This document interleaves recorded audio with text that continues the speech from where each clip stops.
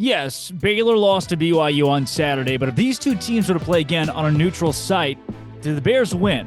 This is Locked On Baylor. You are Locked On Baylor, your daily podcast on the Baylor Bears, part of the Locked On Podcast Network, your team every day. Happy Thursday, everybody. Welcome to Locked On Baylor. I'm Drake Toll alongside Cameron Stewart. Both of us are inside the Bears with Sports Illustrated, and we're inside Provo, Utah on Saturday. How fun was that?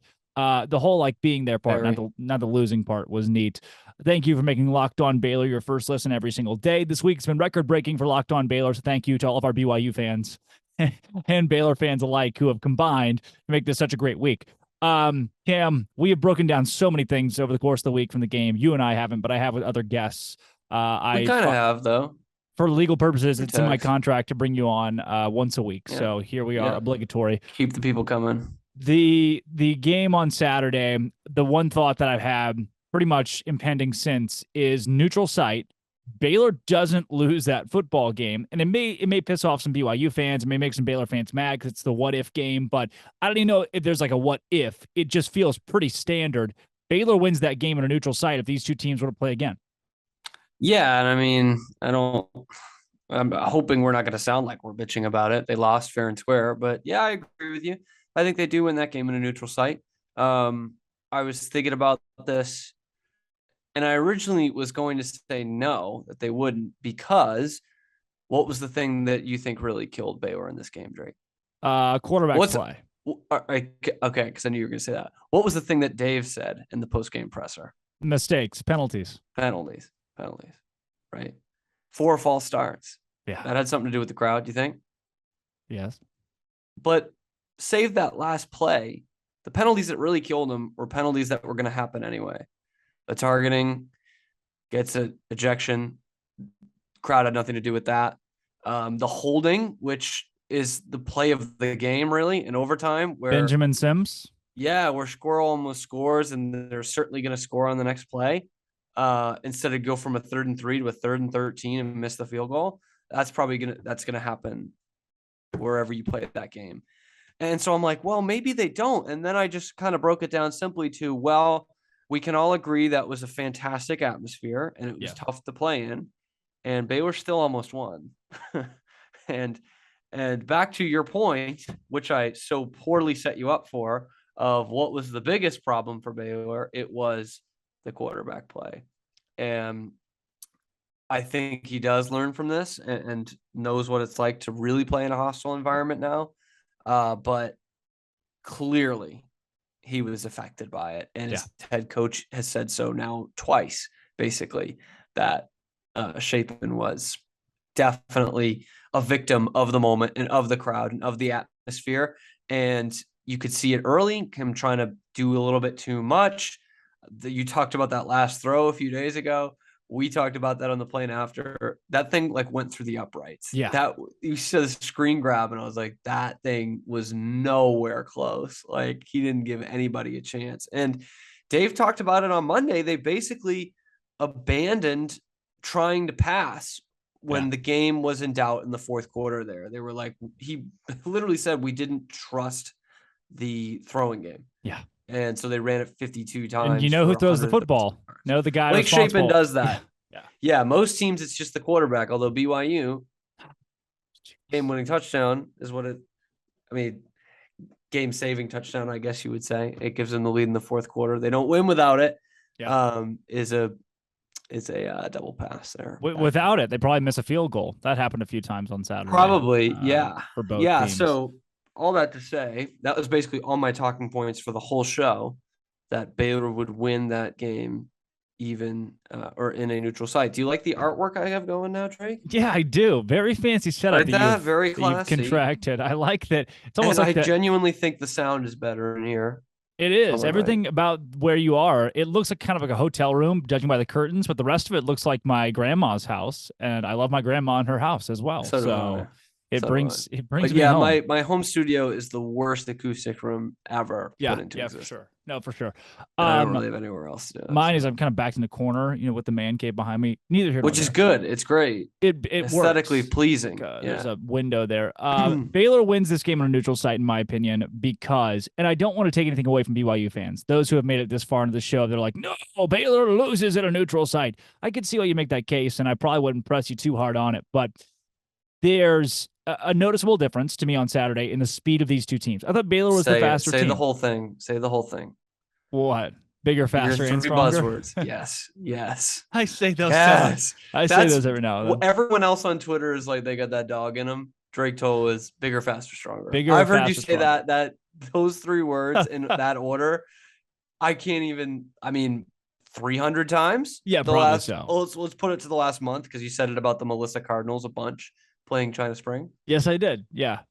Those are my favorite three words to use in succession. Bigger, faster, stronger. And can I take, I'm sorry, I'm going to give you some time here. I want to take the fans here for a moment inside the Bears, inside Provo. We got field passes, which we didn't think we were going to have. We didn't actually get field passes. We just kind of talked the guy. We talked the guy up a little bit. Yeah, he was like, you guys can go on the field. Sick. We sat out there for like an hour before the game. And we got that great video of Kalani Sitake firing up the students that you can see at Inside the Bears _. But there's a moment where the fans are starting to file in. You can really feel the place pulsating. It's building up. And both teams are out on the field warming up. Yes, warming up. Like totally initial warm-ups. We're down there too. Yeah, we're taking pictures. I'm really taking this all in. Drake Toll comes up to me and he goes, I'm gonna go down the other end. I'm gonna see BYU warm up. I just want to see how big they are. Yeah. I just want to see if they're bigger. And I was like, what about faster? What about stronger? And I was like, okay, Drake, you go see how big they are. How big those guys are. You come back and you were like, not as big as us. No, not as big. They're bigger than last year, but they're not as big as us. They were bigger than last year. Yeah. That was noticeable. Okay, they were all right. They were not as big as Baylor. They were not as fast as Baylor. You're not an advanced metrics guy. You're like, no. I want to see if they're bigger, possibly faster, definitely stronger. I'm an eye test guy. To have that. I gotta put my eyes on it to make sure that it's got to all check out there. And it did. The BYU guys were bigger guys. And they weren't bigger than Baylor, though. Baylor was still bigger. And as I mentioned, they were the quicker team. I'm going to use that word now instead. And I think in a neutral site, that shows through. The crowd got into Blake Shapen's head, as we've already mentioned. He'd said that he couldn't hear anything. And at that, you can't check to the line. If you see, like, okay, this guy's open, there's no way to tell that guy. There's no way to communicate that to anybody, what you see. You have to solely change the play quite a few times. Oh, a ton. Especially in that second half, we saw it. They didn't get delay games. They didn't have to burn timeouts. I think there was one in the first half, but I wouldn't say it worked. Well, you think about the amount of times, too, that Shapen comes to the line and put in a situation where BYU is going to move the defense around. All you have to do, if I'm Kalani Sitake, it's like, hey, I'm just going to move my defense every play. Move one guy to the left, one guy to the right. Bam, now what, Baylor? You can't check it at the line. There's nothing you can do for this. So that's a huge advantage with the crowd. You take that out of the equation, Baylor has maybe 8 penalties. We'll say I'll give Baylor 8 penalties still. It's a sloppy game at a neutral site. Those 6 penalties you take away were pretty crucial. Even if you don't pick and choose, there were 4 or 5 false starts. You take those away, especially 2 at the goal line to win the game late. That's what killed you. And that just doesn't happen at a neutral site. These are 2 very even teams. Maybe they tie. Maybe the world implodes and they tie at a neutral site. I do like to have that option out there. It's happened before. Baylor is just, if you look at it, on paper, if you see what you saw on Saturday, that home field environment gave BYU how many points? If you say the answer is 0, you are objectively wrong. If you say the answer is 1, then Baylor wins that game 21-20 in not even going to overtime in regulation. So Baylor wins at a neutral site by virtue of that atmosphere. Obviously, gave BYU points. And if you take away any points at a neutral site, Baylor then is the better team. That's where I sit with this. What does that do moving forward? Baylor's not going to play any neutral site games the rest of this season. They've got to learn to win on the road. They've got to win on the road at 11 a.m. against Iowa State in a couple of weeks. They got to win on the road against Texas and Oklahoma if they want their playoff aspirations to stay alive. But it's a BYU team that's really, really good. I just am of the school of thought that Baylor losing this game does not mean they are bad. This is still a BYU team that Baylor is, in my opinion, better than if this game's played in a vacuum. Yeah, and I think I think even if BYU has the head-to-head and finishes with a better record, you could still make an argument that Baylor is better. Like BYU could finish 10-2. 11-1. 11-1, Yeah, they could. yeah. I mean, you look at the tough games on their schedule. They got through the biggest one. I mean, then they got Oregon stinks. Notre Dame sucks. Arkansas at home's a big one. Arkansas at home, that's the next toughest one. And that's, I mean, Utah. Who knows? Will probably be a good team. Probably be a good team by season's end again, because they play in the Pac-12. But speaking about the road game, so now 3-8 for Dave on the road. Well, Cam, and you talk. Okay, before you get into road games, yeah, I know where you're going with this. I've got a segue into that. But before we get to road games, betonline.net is for all your pro and college sports betting needs, sports info this season. Find all the latest college football stuff, developments, game matchups, news, podcasts, including this year's opening lines, this week's opening lines, everything at betonline.net. Your continued source for all your sports betting, wagering information, live betting, esports, scores, fastest, easiest way to do it. MLB, MMA, boxing, golf. Head to the website today. Use your mobile device. Super easy to use. Bet online is where the game starts. Cam, we're going to open up the mailbag here. Whoop, whoop, whoop, do it. I think it's the first. No, it's the second ever Locked On Baylor mailbag. We're in episode 104, by the way. We did not celebrate episode 100 because it was Monday, so we obviously didn't celebrate it for obvious reasons. Damn, it could have been the distraction. Whatever. One of the first mailbag questions, Ramiro Castano on Twitter says, overall performance in road games. What's the deal? So, Cam, back to your road games point. Yeah, so I was thinking before we look into the past and eye to the future here, that Iowa State game, does that become more tricky for you? Not that Iowa State has looked like unbeatable, but I didn't think they'd beat Iowa. Well, they're 10 points against Iowa are really eye-popping. Yeah. I don't know. I've seen that. I mean, Iowa's got one of the best defenses in the country. Right. To couple with the worst offense in the country. Yes. I like what I've seen from their quarterback, and Baylor should still win. Absolutely. But it's going to be an 11 a.m. game. Iowa State's going to be charged up for it. No. That's the better part. If it was a night game, I think Baylor loses almost indefinitely because they just have obviously not played well at night. But it's an 11 a.m. game, so the Iowa State fans don't have enough time to drink as much as they could for a night game. Is that a challenge? Well, they could live up to it. If Cyclone Larry gets a hold of this, it's over. Baylor's going to lose, and it's going to be the effective night game. They will block out the sun. They are that passionate in Ames, Iowa. Yeah, well, okay, so it changes it a little bit for me. I still think Baylor wins. Anyway, looking at the Aranda road games, I've took it upon myself to kind of take it case by case because that first year the team just sucked. I mean, let's be honest. Nobody was on the same page. It sucked. Last year, the two games, TCU losing is that one's inexcusable. Yeah. Inexcusable. And it was a trap game. They had just beaten Oklahoma, and they had, is it Texas on the horizon? Maybe. Yeah, something like that.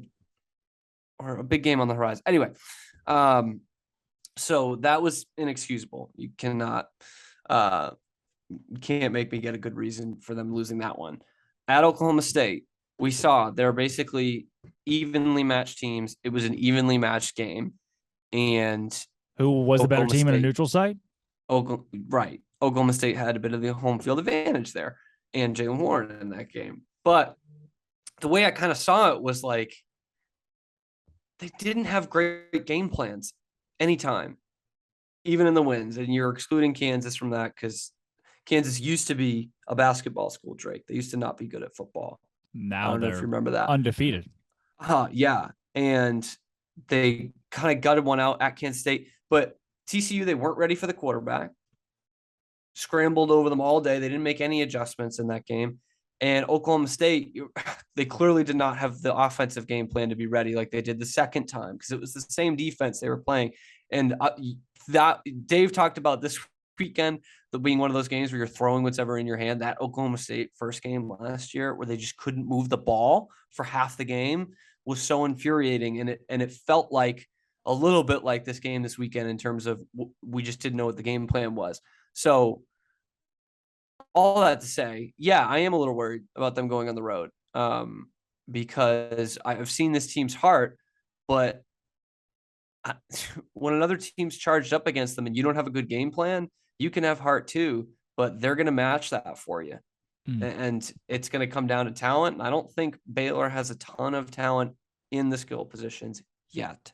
Speaking of skill positions, Ramiro also says, who steps up to be running back 1 and wide receiver 1? So my pitch on this one, for wide receiver 1 is the bigger question mark to me of those two. And I'm going to go with Monterey Baldwin. I've really liked what I've seen out of Monterey Baldwin when healthy.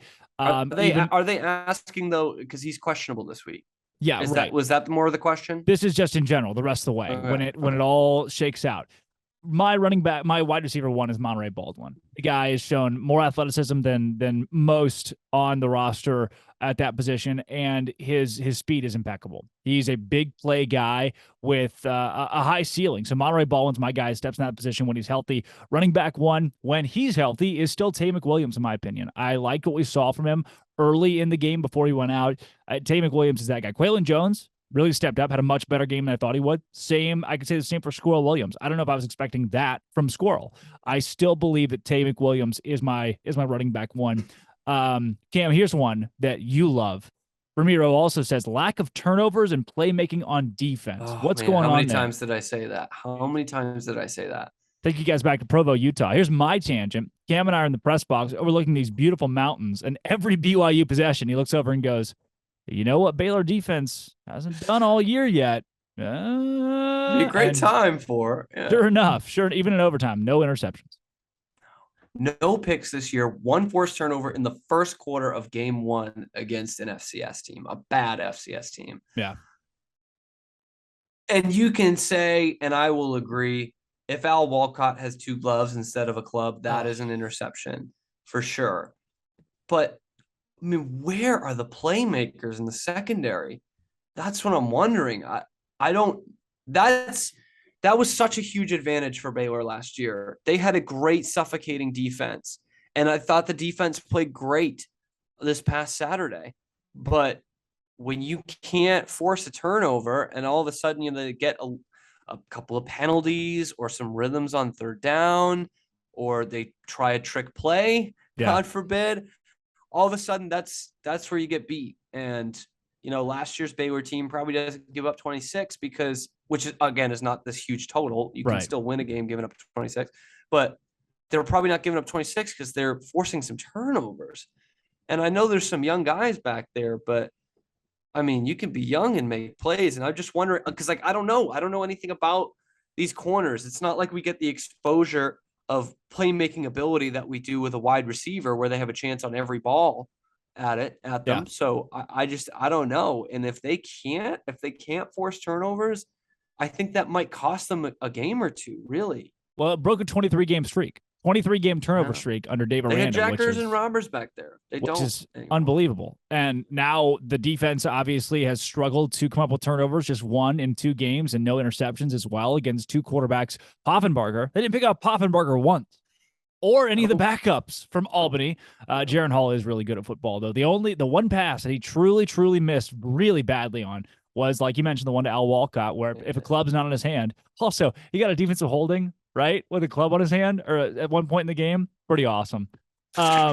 Pretty awesome. Seems tough to do, but Ramiro ends it out talking about the offensive line. Khalil Keith's return, I think, is going to be a big difference too to answer that. I just think having Keith out there is the offensive line doesn't need as much help as people are saying, but it still needs a little help.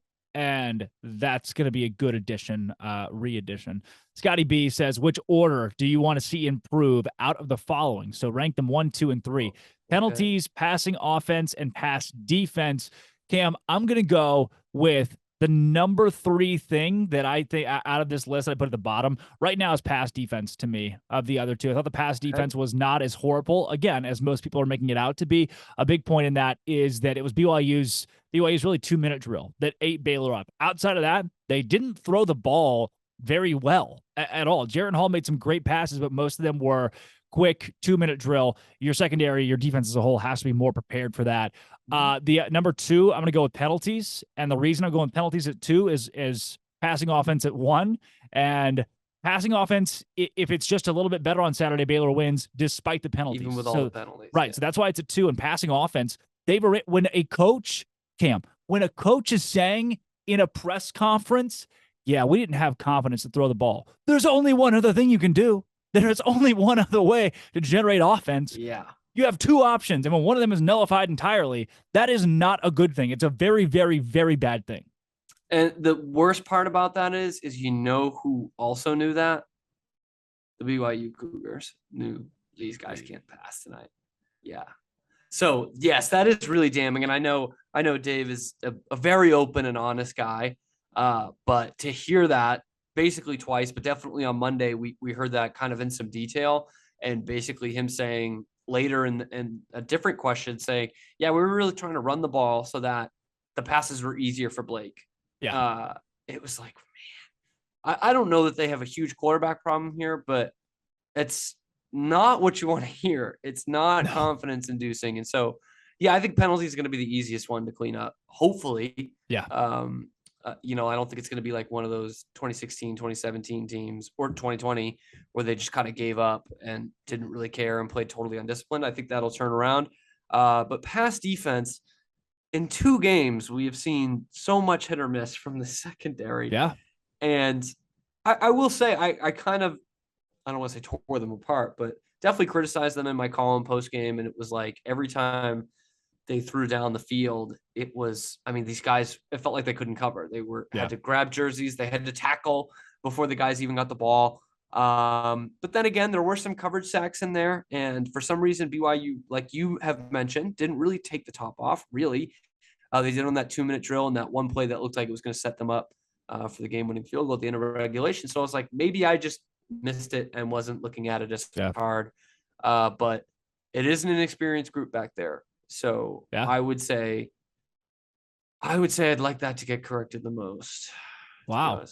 Well, you'll put that at 1 and put it at 3. Yeah, because if you avoid penalties and you get the better offensive line play, then you can run the ball a little bit more effectively, and that can take some pressure off the passing game. But right now they can't really run it effectively either, which is not a great combination. Right. When you take the only 2 things in the equation out of the equation, you're probably not going to win a lot of football games. Yeah. They scored 20 points against a top 25 team on the road in a hostile environment with their leading rusher and leading receiver getting knocked out of the game. So. Could have scored 21. That's all it would have taken. Could have scored 21. That would have been interesting if they had, Drake. You know why? Because then the score at the end of regulation would have been 21-20.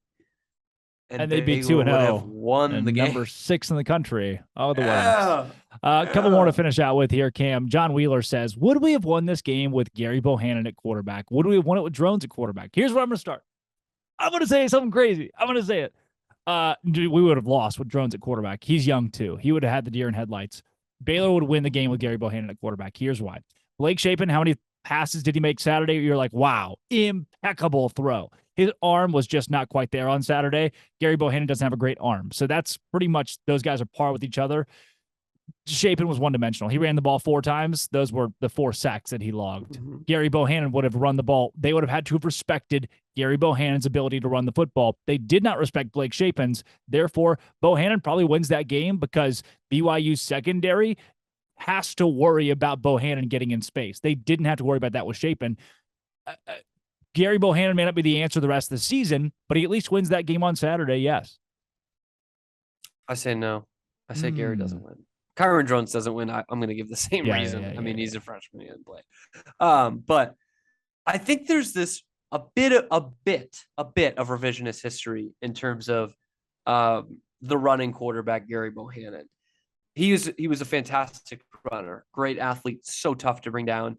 But we really didn't see a lot of it until the end of the season last year. And I'm talking that Oklahoma game where the offense stagnated most of the game. I think he had 2 rushing touchdowns in that one. That's the one that springs to mind. But they really tried for him to be a just pocket passing quarterback. And for the first couple of games, it worked because I think Gary is a decent passer. And so if Gary is here, I think that is what they're trying to make him. And clearly they don't want their quarterbacks going into that kind of trouble on the ground. Exhibit A, Blake Shapen on Saturday. So if you're forcing Gary to be the drop back passer against that BYU defense, I don't think it's any different. I really don't.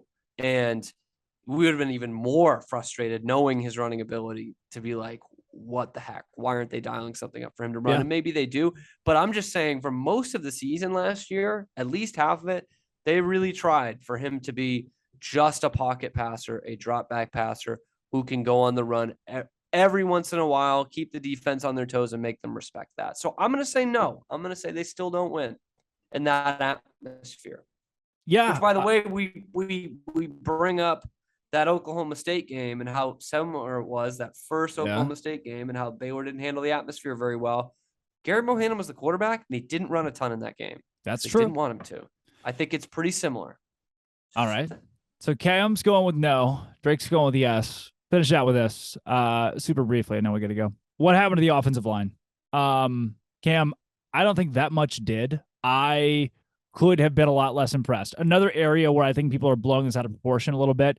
Blake Shapen took 4 sacks. 3 of them, I went back and watched the film. 3 of them, it's like, oh my gosh, you've like got to do something as the quarterback. You've got to throw the football away. Yeah. You've got to run forward. You've got to not just fall down where you are. Like, it looked like he tripped on at least one of them, maybe 2.